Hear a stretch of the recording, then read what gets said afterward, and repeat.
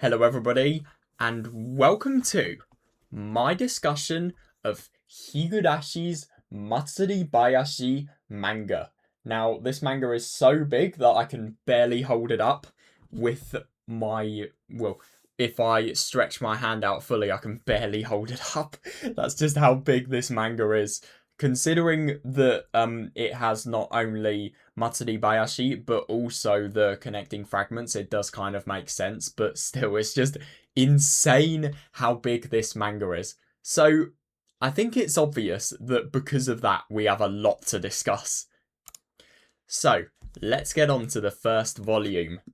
As you can see from the cover of the volume, this is a volume dedicated to Takano Miyo's backstory and when she was Tanashi Miyoko.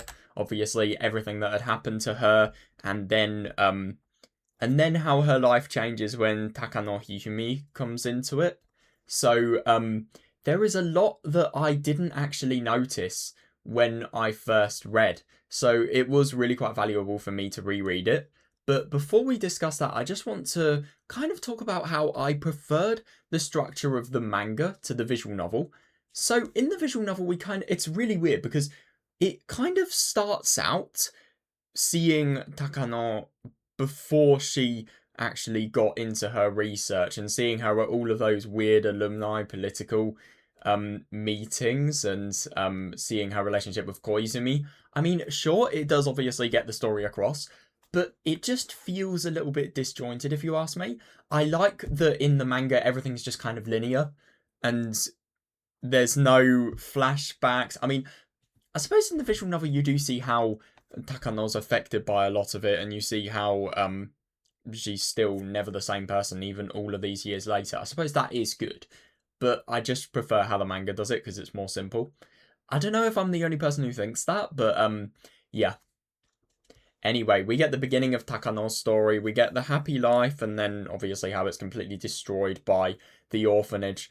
I will never forget, especially in this manga, where we just see that absolutely terrifying picture where you see the horrible person who is running. Well, I don't know if he's running the orphanage, but he's definitely one of the big shots of the orphanage, and he he looks so nice and so caring to the what are those people called? The people that actually bring her there. Let's just say the supervisors, or I don't know, the people who make it so that she has a home to go to. I forgot what the technical term for them was, but yeah.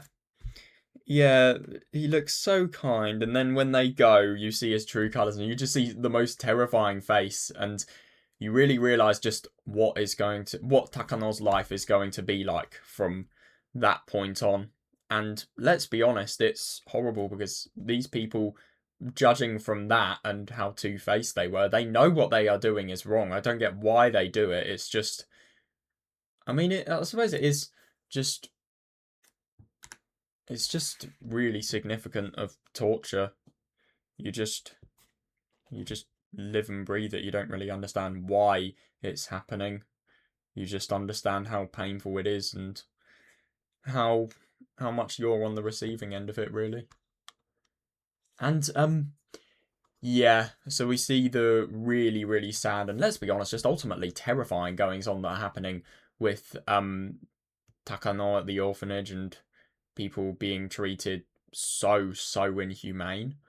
It was actually really interesting noticing stuff about the House and Love and Mercy because um, I didn't really notice it on my first read, but that is just a total fabrication. None of that actually exists. It's just a rumor that was kind of spread on by the soldiers, I think, because not the soldiers, sorry, I meant the people who were in control of the orphanage. Because ultimately,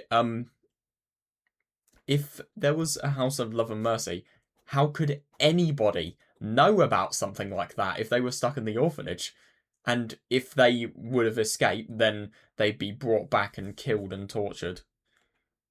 I'm not even joking, by the way, that is what they do. So, how did something like that exist? But that's exactly why it existed. Because it was a way of suspecting people who escaped. I know this is probably not the most pleasant subject. Of course, it's not. But a thing that the visual novel did that the manga really, sorry, other way around. A thing that the manga did that the visual novel really didn't do was, unfortunately, the torture. It was. It's not really like when Takano's lot realized that they've escaped. The manga actually elaborates into just how everyone's tortured a lot more than the visual novel does, or at least if I remember correctly. I just remember the visual explanations giving in the manga just giving me a real perspective on how horrible everything was. A lot more than I felt the visual novel did. Anyway, yeah, then we have Takano getting the best luck possible. I mean, sure, you have the worst possible luck going to a place like the orphanage, but then you have the best possible luck having somebody who actually cares about you and somebody who is completely different, who treats you like a human being and not just, I don't know, plaything or something sick like that. Um, it's very interesting seeing just how Takano is completely affected by the trauma at first and how she's obsessed with Hifumi. Of course she is. I mean, ultimately, Hifumi is the person that actually gave her a life worth living. And it's just interesting seeing all of the research, all of the devotion she pours into it, and just in general, all of the admiration she has. I really do wonder if all of it is just caused by ultimately trauma and just how grateful she is to get out of the situation. And I suppose that's why when Hifumi's research is completely ridiculed, she just can't bear it because ultimately this person has done so much for her, which I mean is totally reasonable. And yeah, I suppose it really does show just how I suppose just how bad of a situation she was in. But I mean, let's be honest, after that torture, I'm honestly impressed she recovered so quickly. And I mean, she was always affected by something like that, I think, but it's not like um I don't know, it's not like it stopped her doing what she wanted to, really. Well, it also influenced exactly what she wanted to do in life, funnily enough. But yeah, anyway, after this, after all of the stuff of the orphanage and just how terrifying, well, just realizing how terrifying Takano's backstory is, um, it kind of progresses towards how she becomes who she was in 1983 because we see her studying, we see her immense talent, which is basically all shaped by trauma, if you ask me. And then we also see, I think, um, yeah. We see Irie and we see how he comes into the field, and we see total contrast between Irie and Takano as well. And it's just really interesting how Irie, well, the reasons they research mean that they have such different ethics, and that's really highlighted in the first murder that they do, really, the first dissection for their research, because it shows Takano will do anything for her research, and again, what I say, just being shaped by trauma, so much she would do anything for her research, so much so that she completely abandons her morals, and it's not just that she doesn't even think about murdering a person; she just does it. I mean, if that doesn't show obsession, I don't know what does. What Takano does is total obsession. Seriously. I just need to emphasize that. But then we have Irie, the person who ultimately he is researching after what happened with his father, and he's researching to make, I don't know, just make criminals more understood, really. And I suppose his logic is kind of understand the criminal rather than just looking at the actions that they have done, and especially with people who have, I don't know, mental issues, or um people who have just really really awful problems, it applies the most, because do you blame the killer or do you blame what caused it? And especially the mental aspects that could have caused it, like for example brain damage with his father.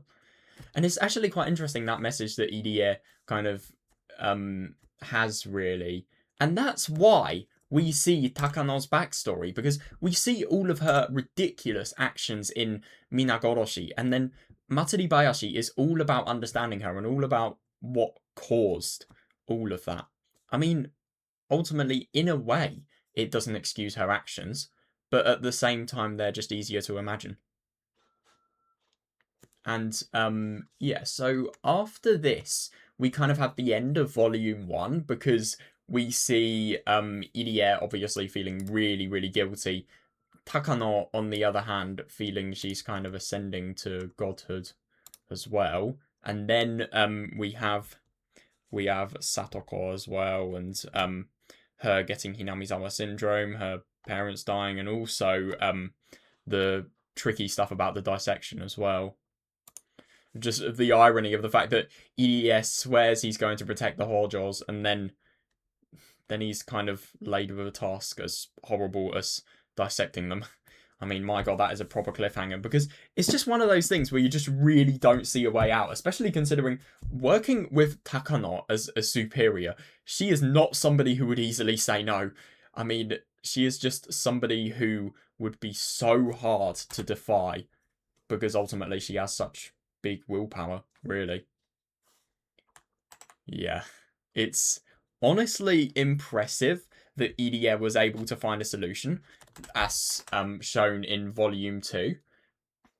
It could have gone so wrong. Him experimenting with, I think it's C103 or C103. It could have, but it didn't. And funnily enough, that conversation with Rika and EDA, I will always remember that, just because it shows how Irie, unlike Takano, just does this research with the care of saving people. So if he makes medicine, in other words, something that is dedicated, or if he makes medicine with how much ethic he has of saving somebody's life and how considerate he is of, I don't know, the human body while doing it, it's less likely to go wrong. I mean, it's kind of weird, because logic like that, everybody makes mistakes. He could have been wrong about one thing, and I don't know, maybe something really bad could have happened to Satoko. I mean, he is just so lucky that the dissection never actually, well, the dissection never actually happened and the medicine went correctly. I do wonder what would have happened if the medicine hadn't saved Satoko, and I don't know, like Irie was saying, I think she would just be in a constant state of living, but I don't know, just like a total zombie. I mean, they wouldn't have been able to dissect her either, so it probably, I mean, at least that wouldn't have happened, but still, that would have been so awful. So it's so good. It really is like a miracle that happened, that Satoko is actually alive. Anyway, I know I said I was talking about things that went on in Volume 2 just then, but there's actually something I forgot to mention in Episode 1 that is really, really important, and I just kind of realised it when I said the word godhood without ever explaining anything aside from that. Yeah, Koizumi, and just in general, the feelings of bullying that Takano... Well, Koizumi and how Takano has been bullied by... Well, Takano and Hifumi have been bullied by the superiors, really. So, the reason I think godhood is kind of a thing that exists is kind of the will to... let me think about this. Well, the will to rise up and to live on in people's minds, and to change the world, obviously. Yeah. Can I just mention, it's really interesting how unrealistic of an outlook Takano has about her research. She just feels that everything is going to have such an immense impact. Funnily enough, that's the reason why Koizumi actually wanted the research to be halted at first, because he was scared about the impact that it could have. And I think the reason Koizumi actually accepted Takano was because, well, I mean, I swear it was actually explained. He just wanted to see how far it could go. And I do wonder if there was some sort of really deadly military application, I wonder how that would have affected Tokyo when he died as well. It's just really interesting to me that he actually accepted the research in the end. I mean, he's properly awful in the sense that he pretended to Hihumi that he was an ally and that he was somebody who was going to support the research just to get all of those academic scholars in the same room and completely laugh and ridicule his research. And yeah, it's that bullying that should have made it so that everything stopped. But no, obviously that motivated Takano to rise up. And I just think it's really interesting that Takano always suspects. Well, she never suspects Koizumi, and she always views him as an ally, even though he is full of shit. Let's be honest here. And I mean, you don't just like, for example, he doesn't just go into a civil conversation and um tell what's his name, Hifumi, just how deadly his research could be and why he should stop doing it for that sake. No, he completely ridicules and they try to make him destroyed inside about his life's work instead of just simply telling him. I mean, I'm just surprised that even somebody as intelligent as Takano couldn't realize something like that. But yeah, it's just interesting how I think the godhood stuff just totally originates from the ridicule and the bullying that has happened with the research. But it does kind of make sense just considering the ridicule does kind of make sense considering how sci-fi the research seems. But the only problem is they do have evidence, and the evidence isn't. I mean, the evidence just doesn't really represent many people. So, of course, there are flaws that people could comment on and take advantage of to try and undermine the research. Even though it is evidence. But yeah. I think that's all I kind of wanted to talk about with Volume 1 anyway. So let's go on to Volume 2. Yeah, so we've obviously talked about Satoko and the dissection and how it could have gone very, very wrong. Next is the third year. Oh yeah, also, can I just mention, next is not the third year. Next is what I wanted to talk about with Oishi. It's really interesting how Irie always, I don't know, he doesn't really want to use Takano's resources. He just wants to do research without all of this secretive stuff. But it's just interesting how it becomes totally required when they need to pressure the police to look the other way when it comes to Satoko and for the investigation to end. It's just really quite interesting how that changes when it needs to. Anyway, third year. Third year is really, really interesting because I think it just adds more emphasis on how much of a bloody killer Takano is. I mean, she's just like a child in a way, a child with lots of power. Now, the reason I say this is because Rika's mum totally threatens the ending of the research because ultimately, I mean, Irie's trying to be as ethical as he can, obviously, but they are kind of doing human experimentation on Rika, and as a mother, of course she would be against that. I mean, I think it's only natural. And then Takano just kind of acts as if, oh no, she's going to take care of our research. She's going to take away our research. We need to get rid of her. And I don't know. It's just the reason I say it's kind of like a child is because I don't know, if a child likes a toy or something, and their parents take it away, then they're going to do anything to get it back. It just kind of is similar here. I mean, obviously it's really different considering this is Takano's life's work, and obviously she has an unhealthy obsession towards it, but still it's just kind of interesting how you think about that. But I won't deny, I don't think a child would want to, well, unless they are very, very sick, want to perform a live dissection on somebody, and I don't think many people would be able to do that while laughing and not even feeling guilt. That was unbelievable. And again, why I think the manga is really quite a valuable read to the Higurashi experience, because we get to see visually just what the fuck is going on. And she was totally tricked as well. I don't really remember seeing that in the visual novel. But yeah, we just see it from that perspective, and I just think it's good. By the way, can I just mention the connecting fragment stuff is kind of more integrated into the plot than it was in Matsuribayashi. I don't know. I just kind of felt like it flowed better in the manga. But at the same time, I think it's really good in the visual novel because we get fragments that we didn't get in the manga. Like, for example, if you guys remember the fragment A Red Capsule, showing everything that Rena went through, I mean, that is just invaluable to her overall backstory, and we don't get that in the manga. So, yeah, I think it's good and yet bad, this kind of a linear approach, because some content is cut out that way.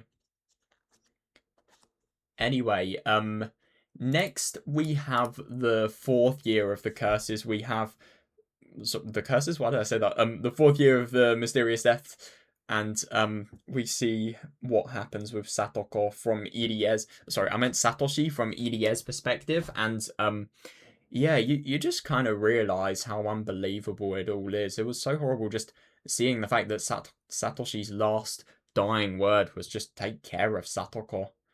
And yeah, obviously, you see all of that, and you also see a bit of Oishi's backstory as well, and you see how immensely determined he is to actually catch the killer. Because ultimately, the dam construction manager on the first year is the person that really showed Oishi just how he needs to live his life. I mean, ultimately the police were doing something that could definitely be viewed as something that was quite unethical because I mean food was so short and people were stealing food, objectively illegal, sure, but at the same time I mean these people were absolutely starving, and I suppose the dam construction manager just viewed it more from an ethical standpoint than a legal standpoint, because ultimately what they're doing is illegal, but at the same time they're doing it so that they can feed themselves and that they can survive. So yeah, it's just interesting how it clashes, and it's interesting what that teaches Oishi as well. And it's also cool just seeing this theme of willpower and seeing just how much Oishi cares about actually finding the culprit.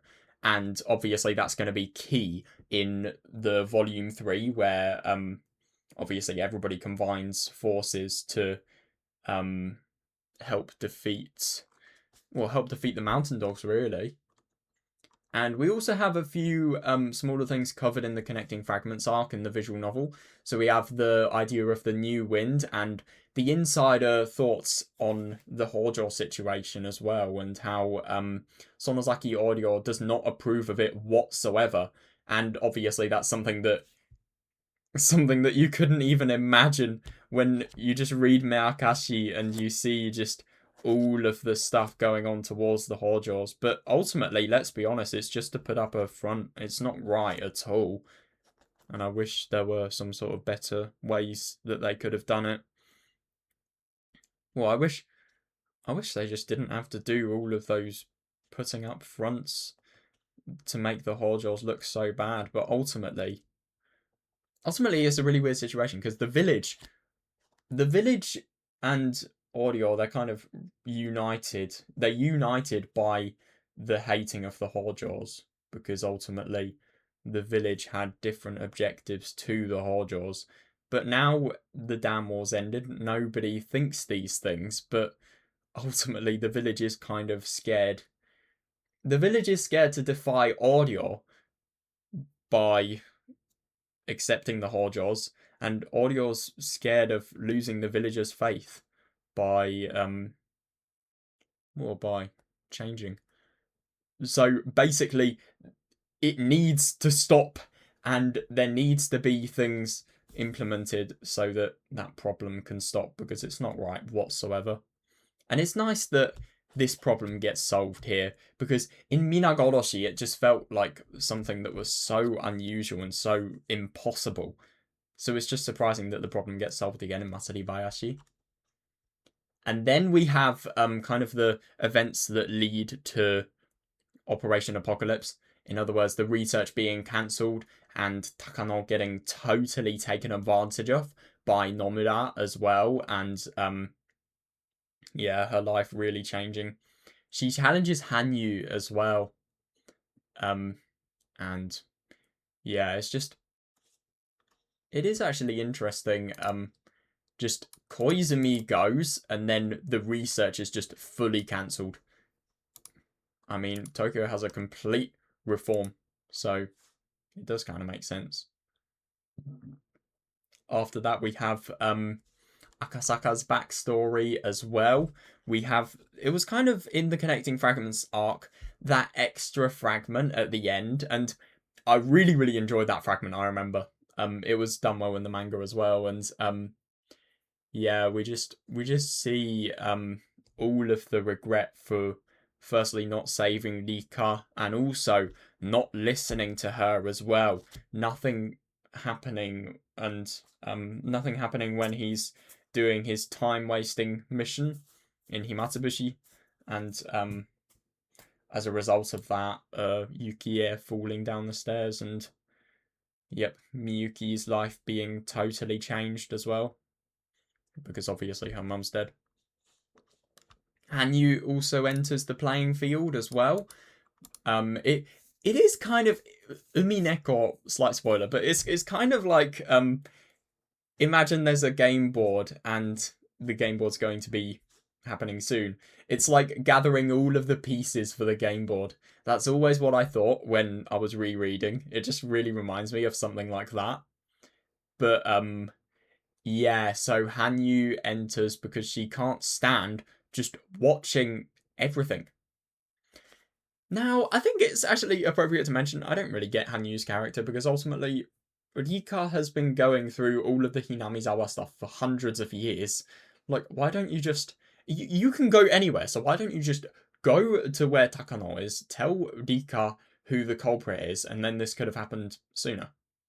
I mean, obviously, something like this wouldn't have been able to been stopped, even if Rika did know the culprit, because ultimately she wouldn't have been nearly as strong as she was now. But I still just don't really get why she didn't do it.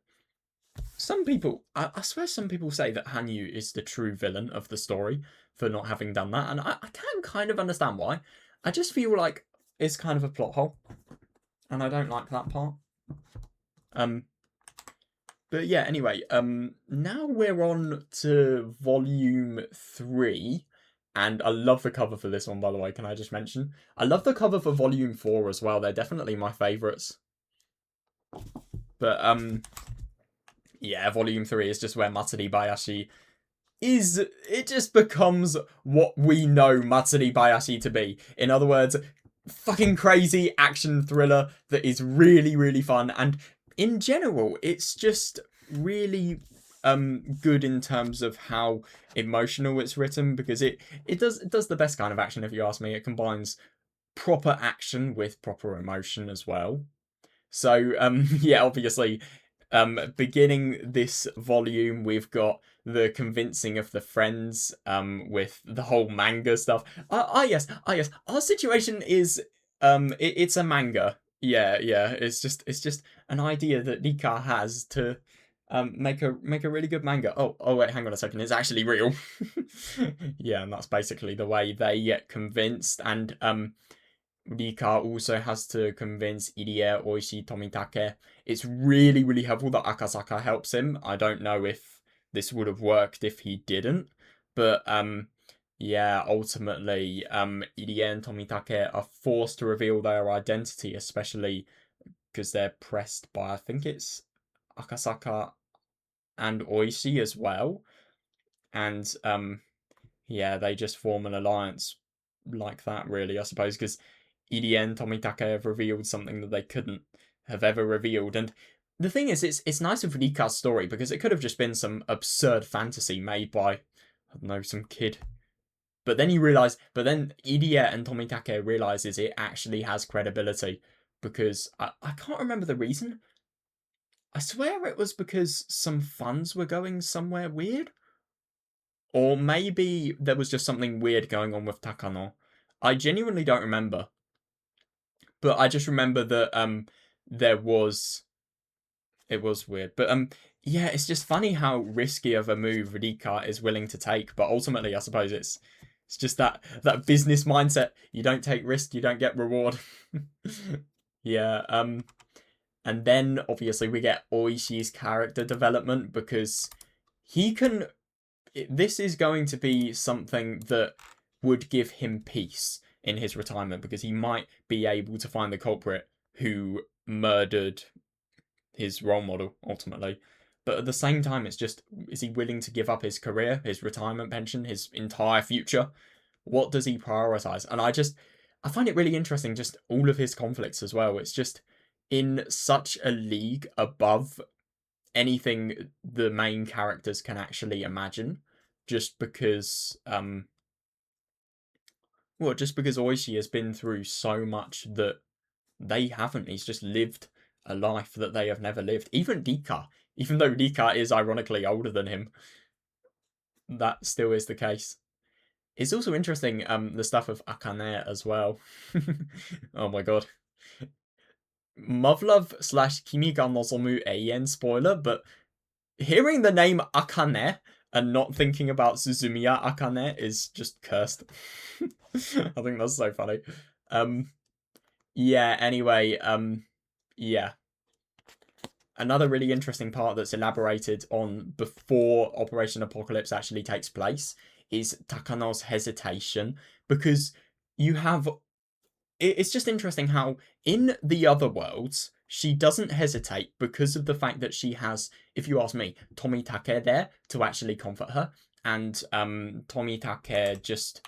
I mean, obviously she wouldn't tell him whatsoever about what is going on, but he's just there for her. Whereas now he's in hiding, it's obvious that there is something that's going on and that he suspects something. And it's just interesting how I think she actually breaks down and she becomes more mentally unstable than she normally would be, just because she doesn't have anything like this. And good, she doesn't deserve it if you're going to do a plan that might murder 2,000 fucking people.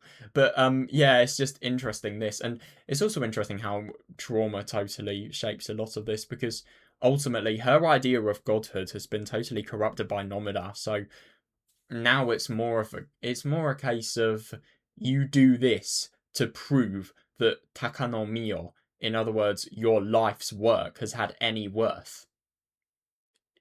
Even if that means murdering 2,000 people. I mean, it's just kind of hard to say this in the same sentence seriously, but yeah, ultimately that's what needs to happen, and that's why this plan must take place. And it's just interesting. Her heart doesn't truly want that. Her heart wants Tomitake and wants a peaceful life with him.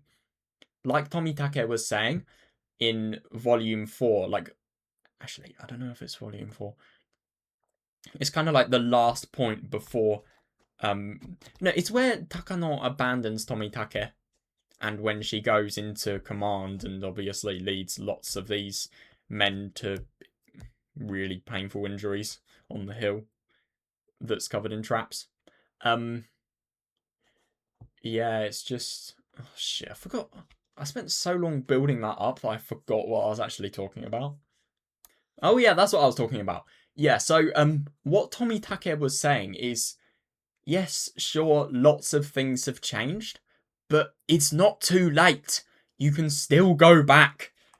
But obviously, ultimately, Takano has been manipulated and she's still obsessed with Hifumi and proving stuff to him, so of course she would not listen to it, and she would not go with what, let's be honest, would make her happier in the long run. Yeah. What have we got now?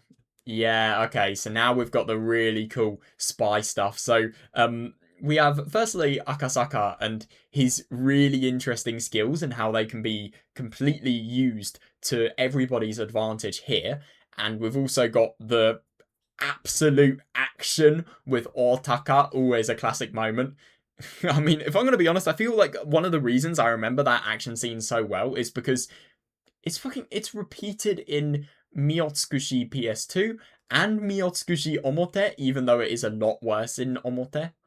And it's also repeated. It's also in Matsuribayashi. And I think that scene where Akasaka has drinks with Oishi and other police guys in that random bar, that's in all three of them as well. But yeah, so we've got the spy stuff and Otaka, and I love Tomitake's escape because it's just dramatized to be something that's so heroic and so epic, and it just totally fails. And then we've got Irie's escape as well, and the mountain dogs, well, mountain dogs being a bit public in their operations, i.e., I get that it's in the middle of nowhere, but it is still something a citizen could view. Yeah, let's just gun the wheels down of Irie's car. Good idea. Irie is so lucky to have been alive. There are a lot of things in Matsuribayashi that just really depend on luck, and that's one of them. Anyway, yeah, then they get to the Sonozaki estate because Irie's jacket has a tracking device on, of course. And we see some really nice parts with Shion's character development as well.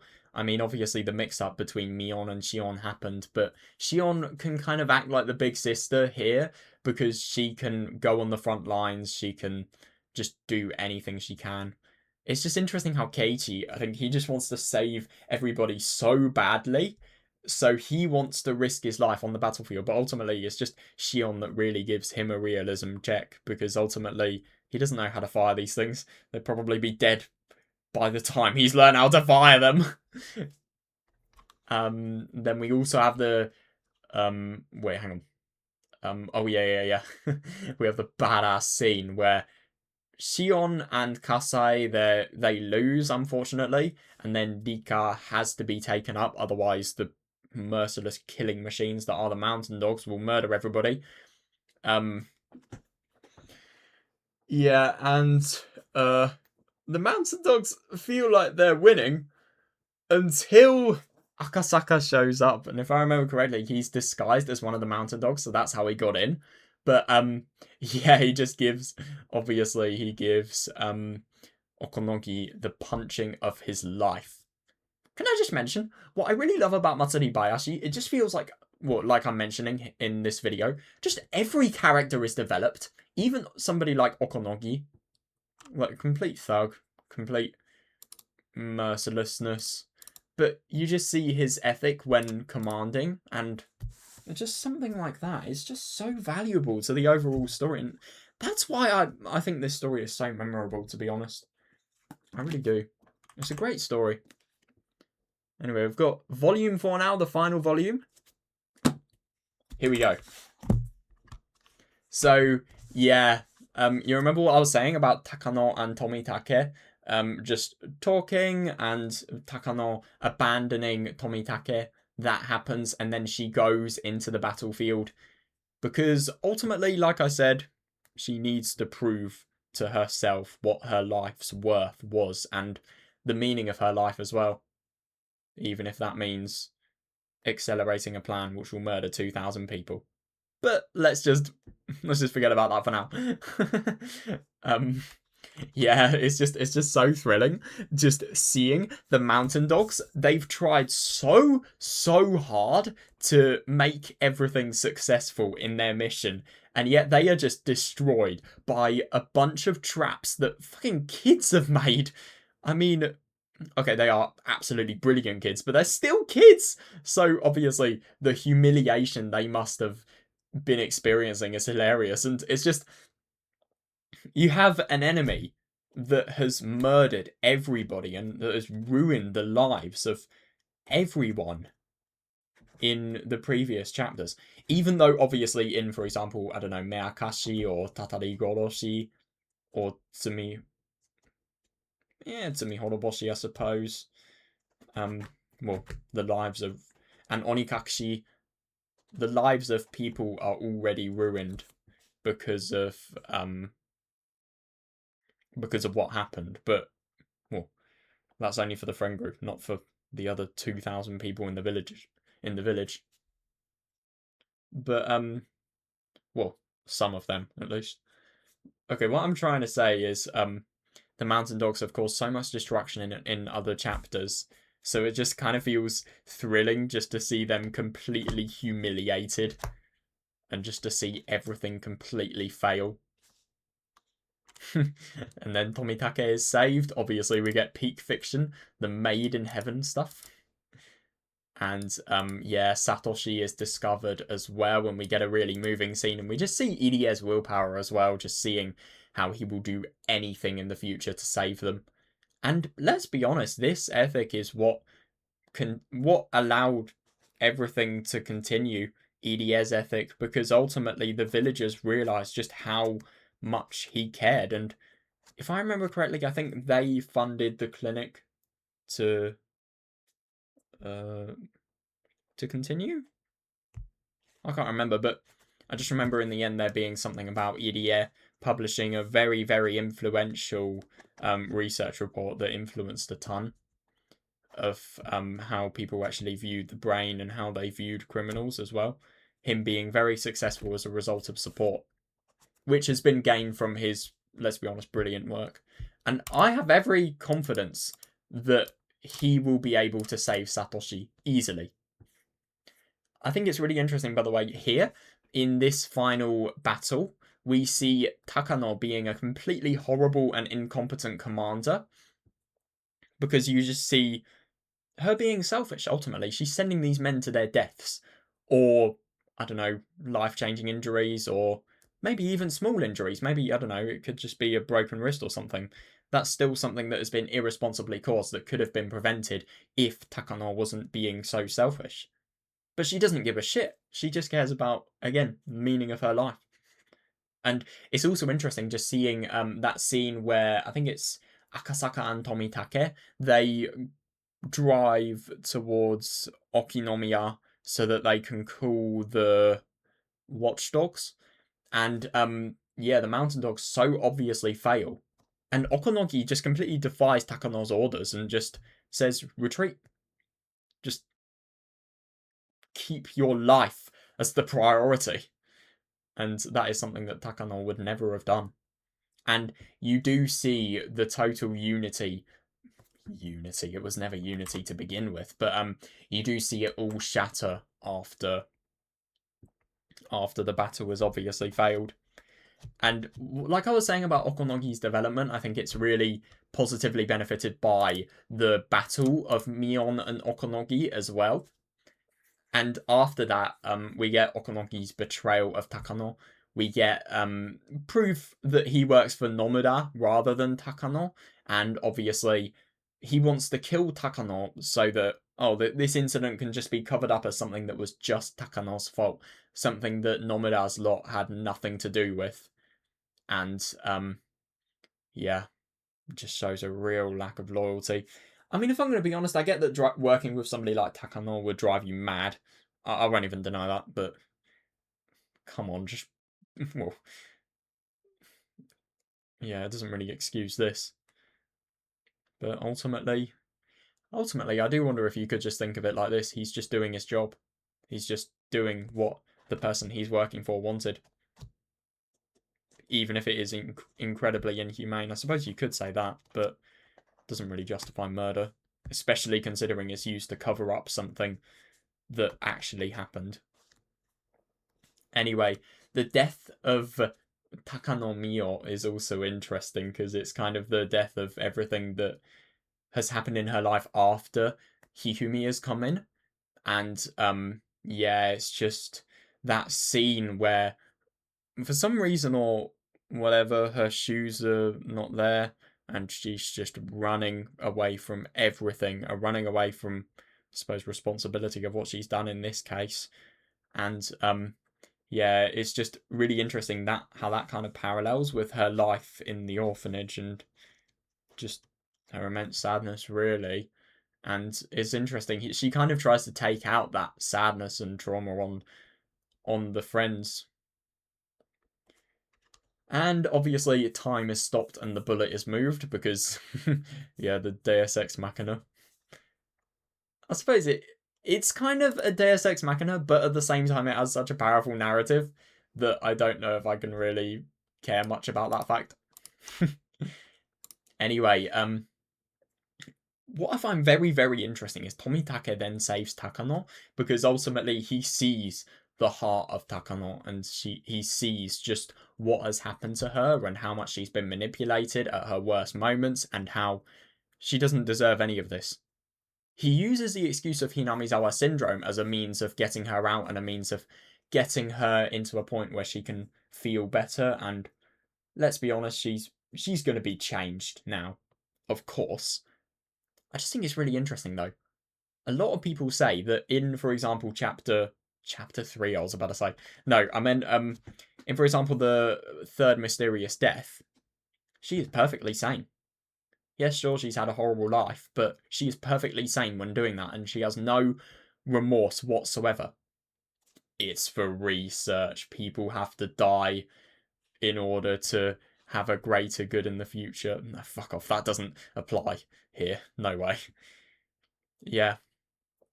So ultimately, Takano does have Hinamizawa syndrome just because of the stress, and maybe because of the fact that she couldn't see Tomitake. But ultimately, in all of the murders she has done before, she has been perfectly sane.